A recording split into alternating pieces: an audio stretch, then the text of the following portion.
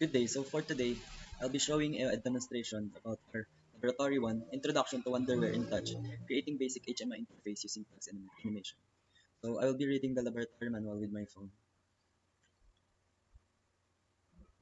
So for the objective of this lab, by the completion of this lab, you should have an InTouch application that includes a window, graphics. To accomplish this, the following tasks must be completed successfully. Create a new application, create a new window, and create new graphics. So first, we'll open the Wonderware InTouch. So first is click Start. Hover it over all programs, then search for Wonderware. And in this folder, you will see this app. Just click.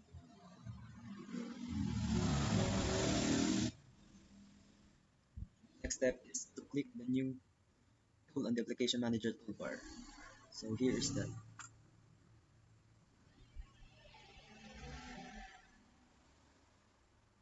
The create new application dialog box appears. So here's that box.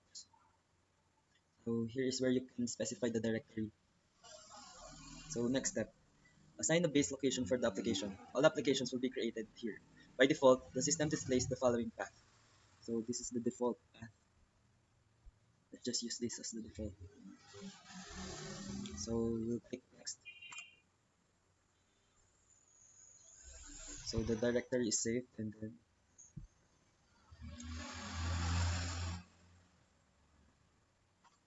in InTouch basic.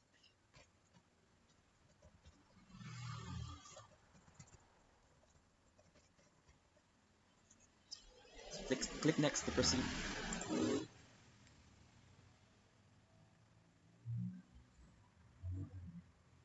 So the next step, a new dialog box appears. So we'll type in my first application here.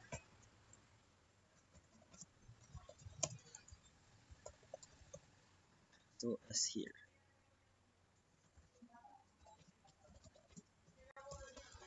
So let's click finish after that. Let's see what happens next.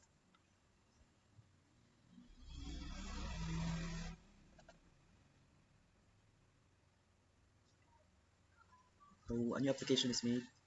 So the InTouch application manager is showing it. It's right here. It's this one. So next step is to double click this app.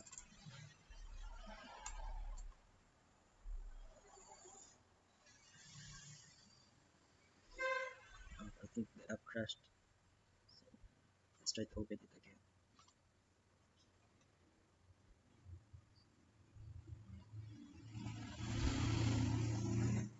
Oh, I've just opened a new window. I thought it crashed.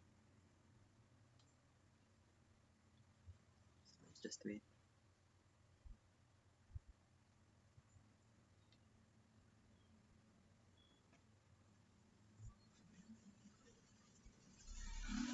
It's taking a while to load. Let's just be patient.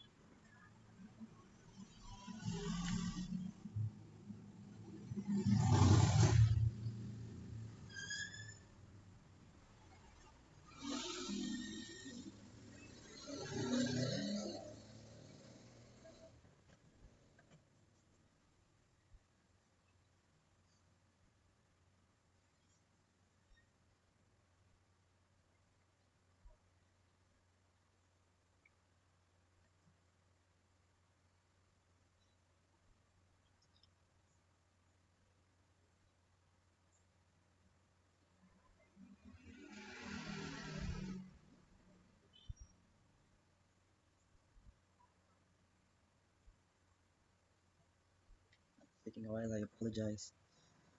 I think it's because of my laptop.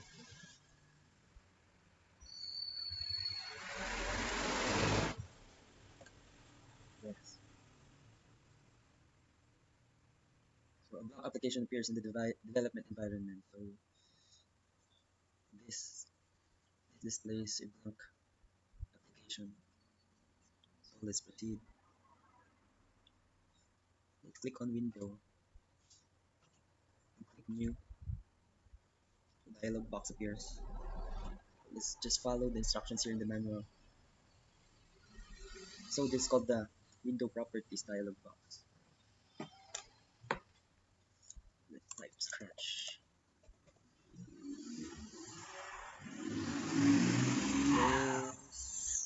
As controls or click OK.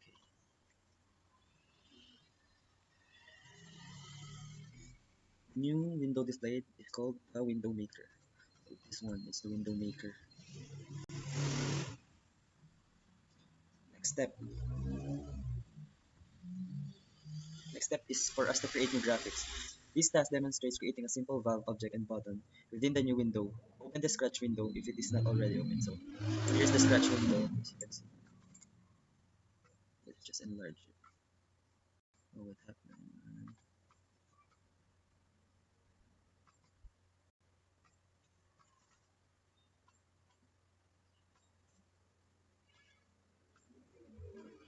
For the next step, click the polygon toolbar icon and draw a triangle. So here's the polygon toolbar.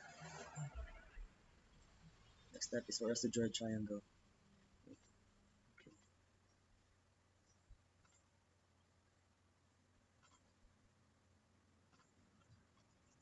we're finished drawing the triangle. Oh, wait,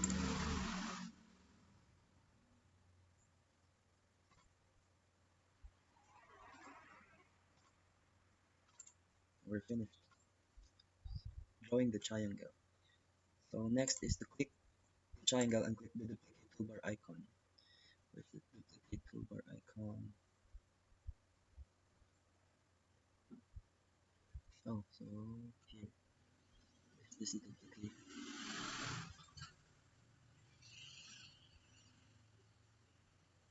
Wait, where's the duplicate? Oh, this. Click.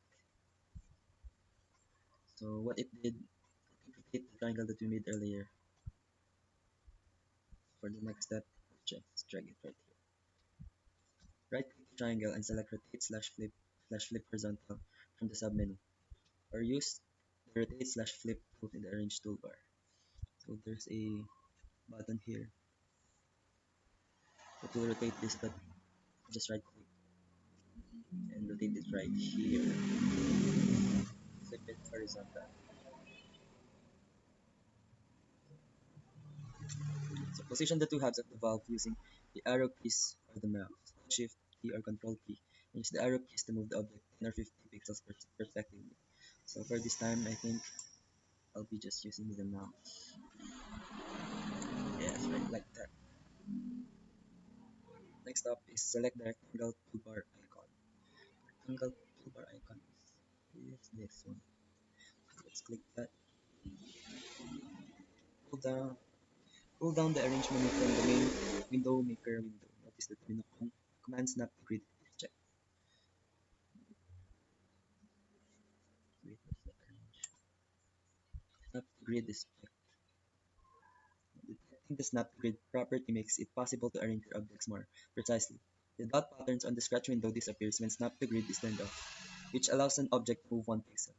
Toggle the grid on and off with the arrange menu or by clicking the grid button on the view toolbar. So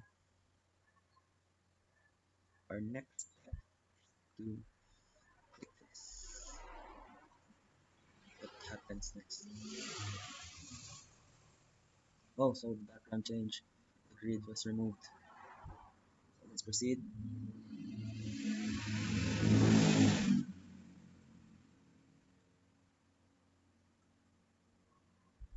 So select the stem object and click send to back. This positions the stem object behind the other objects and makes a cleaner object. Wait, I think. Oh, we skipped one procedure. We should draw a triangle right here. I'm sorry, I didn't notice it here in the manual.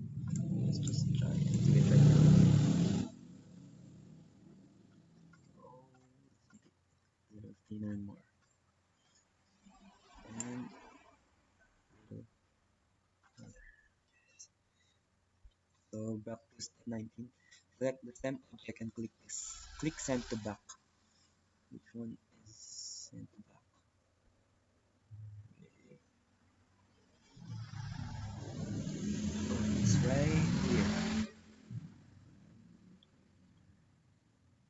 Stand to back. Still finding that button, I'm sorry.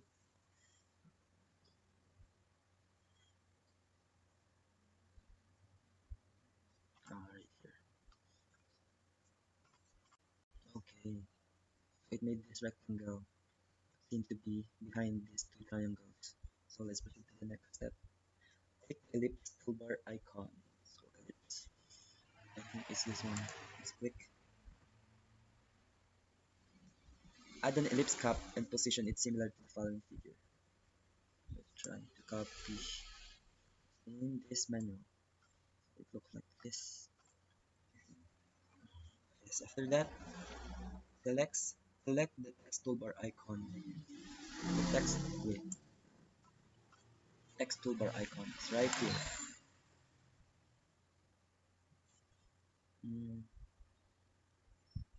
That's good.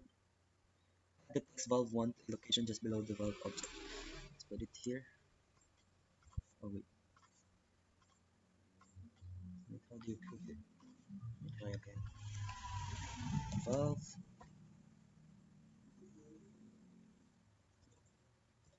valve, valve 1.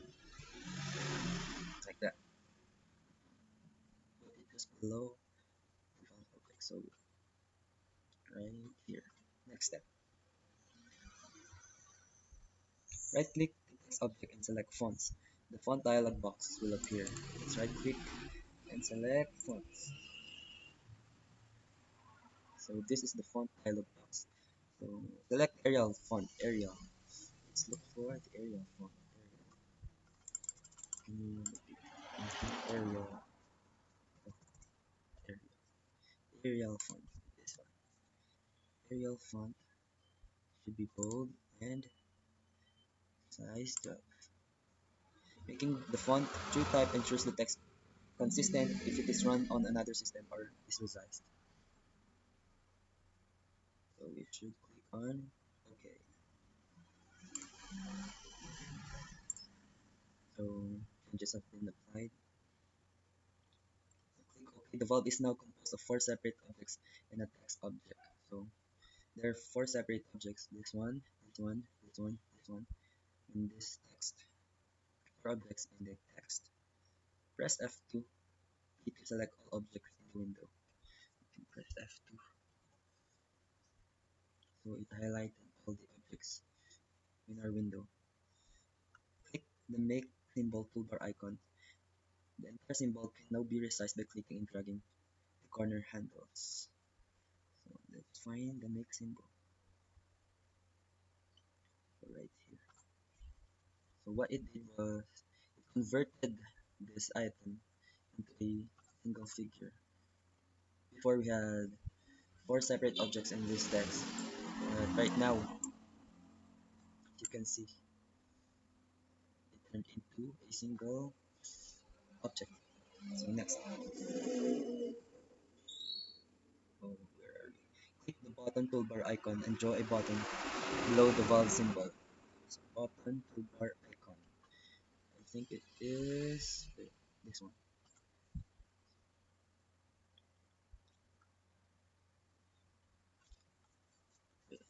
You should put it in.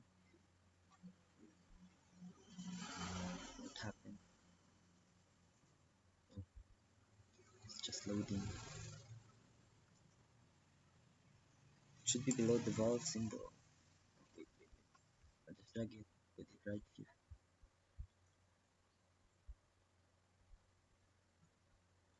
Select the button and press Ctrl plus L. Ctrl plus L.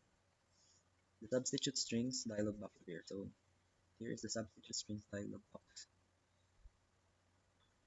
In the new string field, enter disk tag 1. So let's replace this disk tag 1.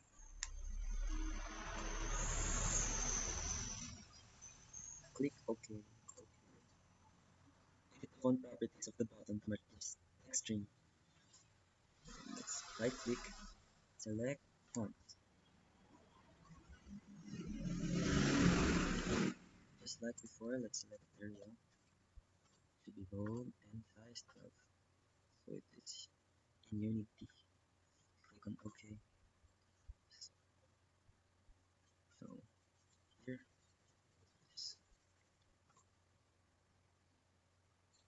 Let's save the scratch window. Let's look for save. And save. Okay, I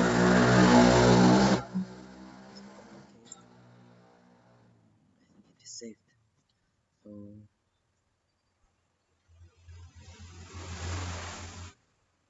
for our next activity, um, we will be looking at chapter 3, page 17 of the manual. I'll just look for it. So for this, lab 2, creating tags. So for the objective of this, at the end of this lab, you should have a thorough understanding of data creation. To do that, the following tasks must be accomplished successfully. Create a memory real tag, create a memory integer tag, create memory discrete tags, create memory message tag. So, yeah.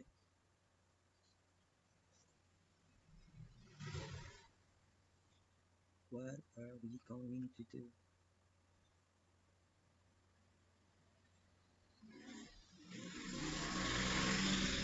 Special animal. Strike open the window. Like that.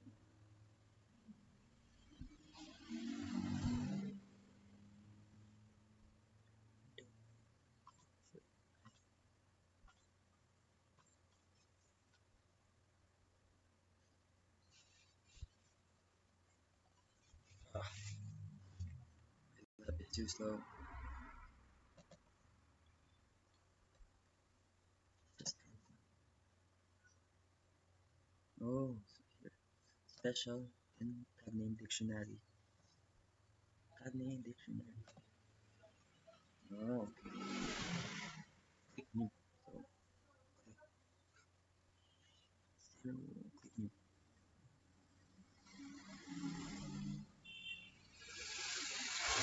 Enter real tag in the tag name field.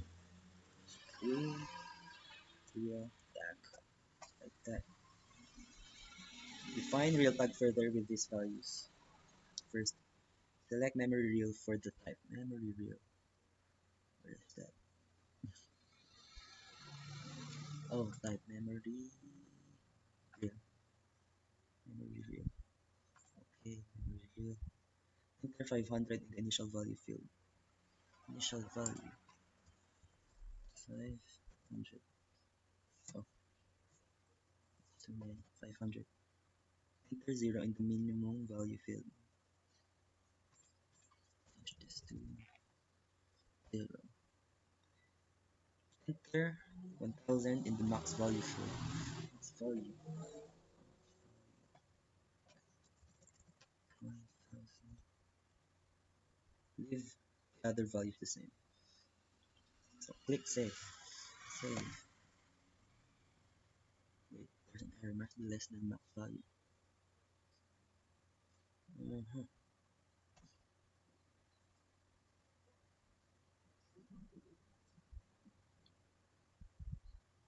I just followed the manual, but there's an error. Let's just try to troubleshoot.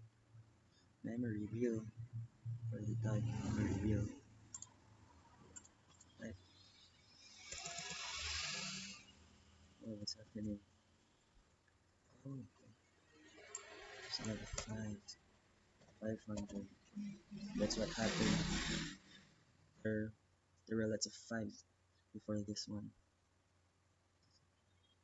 Active. And to save. Create a memory integer tag. Click on new. Instead of real tag, we'll be typing int tag. The tag name field. Define int tag further with this value. Just like before, we'll change the tag. Memory integer. Yes. Enter 500 initial value field. 500. Minimum value is 0. Maximum value is 1000. Just like the real tag. Let's click save. The tag name int tag is now created and defined as a memory integer tag. Create memory discrete tag. new button in the tag name dictionary. Let's click on new again. Create two memory discrete tags with the following attributes. Let's try discrete tag 1. Disk. Oh, disk tag 1. Is it right? Okay. Memory discrete. Okay.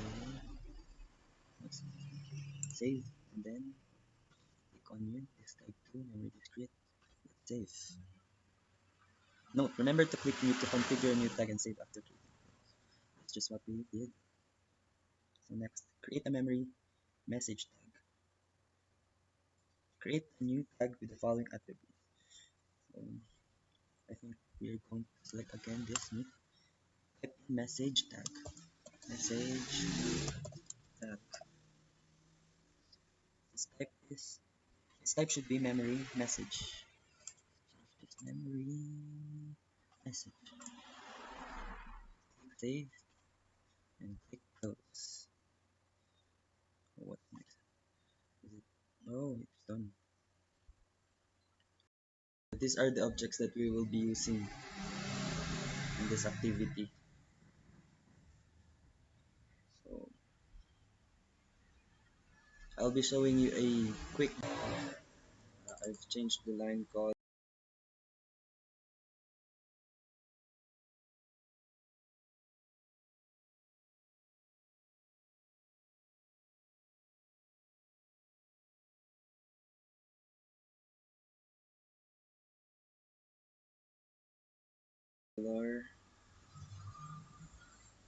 and I have assigned this first valve to this tag number 1. Okay, same with fill color and text color.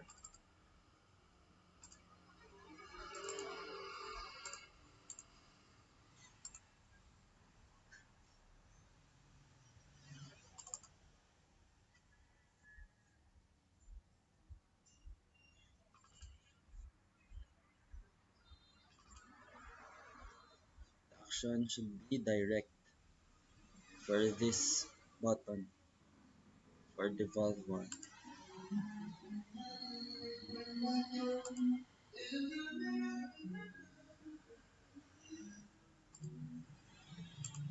So what I did was I select these two objects,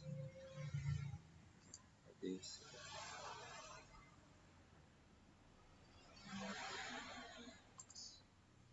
these two, and I press Ctrl plus D. What I did was paste it in here.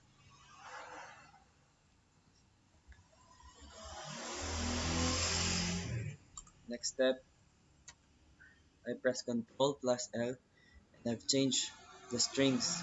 Previously, this was this tag 1 and valve 1. So I changed it to this tag 2 and valve 2.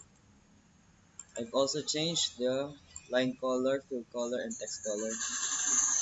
When it is on, it is color blue, and when it is off, it is color black. So next is this the ellipse.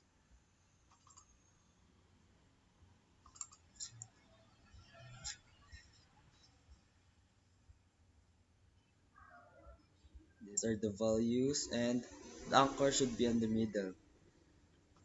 When it is in height, so width, same as the other one. Anchor should be at the center. This is my pointer for the slider. These are values. As this changes, the size of the ellipse also change, and also its color. So this is the pointer. So sliders, horizontal. Reference location should be at the center. Where the values.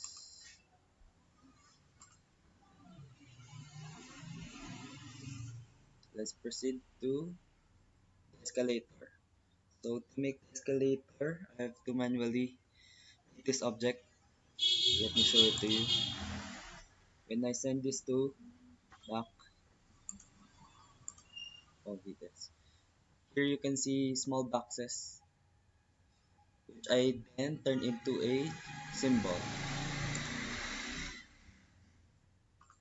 After that, some configurations, expressions would be this,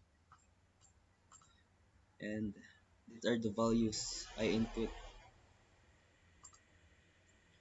Horizontal, same expression. These are the values. Then these are the rails. So let's see. Let's switch it to runtime.